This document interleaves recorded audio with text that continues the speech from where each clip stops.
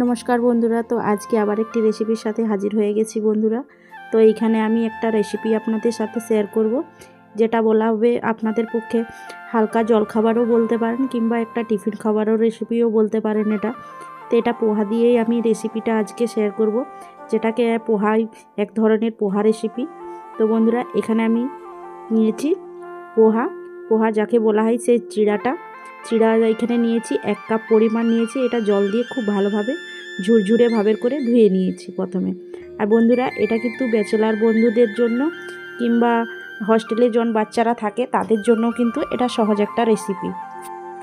কড়াইয়ের মধ্যে 2 চামচের মতো দিয়ে দিলাম সরষার তেল, সাথে 1 চামচের মতো জিরে, সাবু জিরাটা দিয়েছি এখানে, সাথে কিছুটা কারি পাতা দিচ্ছি। এটা শুকনো কারি পাতা, আপনাদের কাছে ফ্রেশ কারি পাতাটা থাকলে অবশ্যই আপনারা সেটাই নিয়ে নেবেন। তো আমার হাতের কাছের টাইমে পাওয়া যায় না সব সময়, তো এটা আমি শুকিয়ে আগে থাকতে স্টোর করে রেখেছি। কিছুটা পরিমাণের এখানে দিয়ে দিয়েছি বাদাম। এখানে 3 চিনিয়া বাদামটা দিয়ে নিয়ে এখন হালকা করে নাড়াচাড়া করে নিয়েছি। সাথে দিয়ে দিচ্ছি 2টো কাঁচা লঙ্কা কুচি। তো ঝালটা আপনাদের পরিমাণ মতন দেবেন, কীরকম খেতে পছন্দ করেন।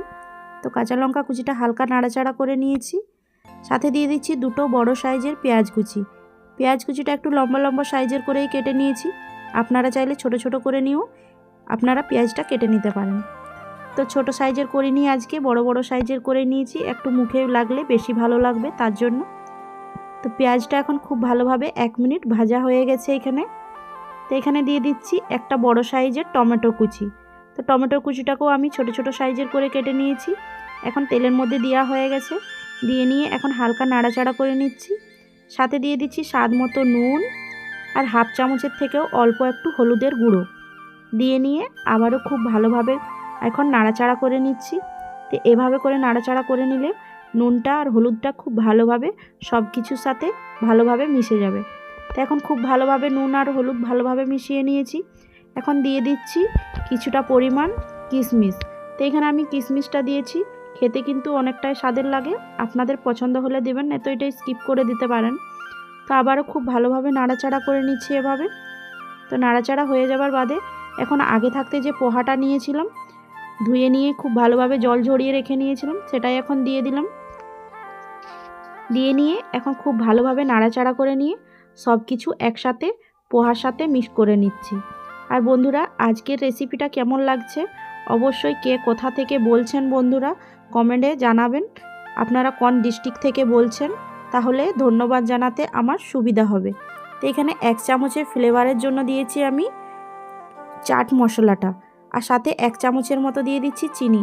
আর চাট মশলা না থাকলে বন্ধুরা আপনারা কিন্তু লেবুর রসও দিয়ে নিতে পারেন। উপর থেকে দিয়ে দিলাম কিছুটা পরিমাণ ধনেপাতা কুচি, দিয়ে নিয়ে আবারও খুব ভালোভাবে নাড়াচাড়া করে সব কিছু একসাথে মিশিয়ে নিচ্ছি। আর বন্ধুরা, এইভাবে এই পদ্ধতিতে অবশ্যই পোহা রেসিপি একবার ট্রাই করে নিয়ে দেখুন বাড়িতে, খেতে কিন্তু অনেকটাই দুর্দান্ত স্বাদের লাগে। তা আমি বাড়িতে হালকা ফুলকো টিফিন কিছু খেতে ইচ্ছে করলে এইরকম পোহা কিন্তু বাড়িতে সহজেই তৈরি করে নিই। তো এখানে একটা প্লেটের মধ্যে সার্ভ করে নিয়ে আপনাদেরকেও দেখাচ্ছি যে আজকের পোহাটা কীরকম হয়েছে। আর বন্ধুরা, আজকের পোহাটা যদি আপনাদেরকে ভালো লেগে থাকে তো অবশ্যই বন্ধুরা একবার হলো বাড়িতে এই পোহার রেসিপিটা আপনারা ট্রাই করতে পারেন।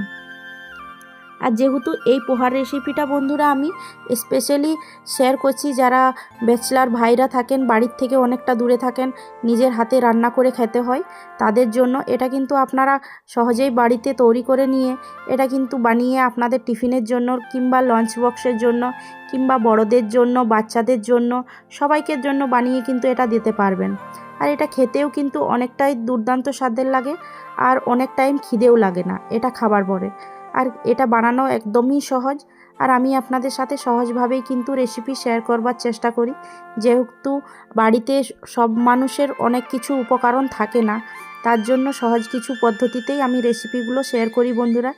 তো আজকের এরকম পোহা রেসিপিটা আপনাদের কতটা ভালো লেগেছে জানি না। যদি ভালো লেগে থাকে বন্ধুরা তো অবশ্যই একবার হলো এরকমভাবে তৈরি করে নিয়ে দেখুন, অনেকটাই টেস্টের হয়। তো এভাবে আমি খুব ভালোভাবে সার্ভ করে নিয়েছি একটা প্লেটের মধ্যে। তো বন্ধুরা, আজকের রেসিপি যদি ভালো লেগে থাকে অবশ্যই একটি লাইক করে নিয়ে চ্যানেলটিকে সাবস্ক্রাইব করে নিয়ে পাশে থাকবার অনুরোধ জানাচ্ছি। আর এরকম রেসিপি নিয়ে আবারও হাজির হব বন্ধুরা। ভালো থাকুন, সুস্থ থাকুন, বাড়ির সকলকে সুস্থ রাখবেন। টাটা।